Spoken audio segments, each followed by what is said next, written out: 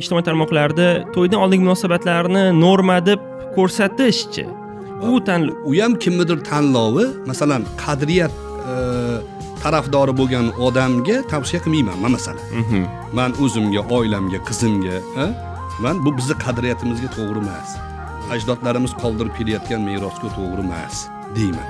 Bu hayotda shunaqa narsa-ku, misol uchun deylik, siz bir qiz bilan oldin yaxshilab tanishayin, keyin oila quraman degan fikrda bo'lsangiz, tajribada shuki, yaxshilab tanisangiz, oila qurmaysiz. Chunki tanimasdan turib oila qurgandan keyin bizni qadriyat aytadiki, sabr qilib yasha deydi. Jamiyat uchun sen muhim omilsan deydi, farzand tarbiyalab.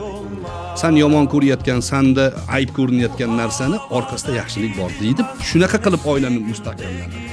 Agar biz tajribani aytyapman men. E'tiqod, qadriyat, ya'ni absolutizmlardan tashqari tajribani aytyapman.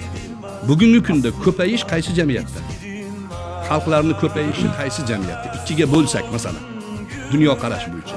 Qadriyatga bog'langanlardami, qadriyatga tupurib qo'yganlardami? Mezara kadar sakın ha gitme.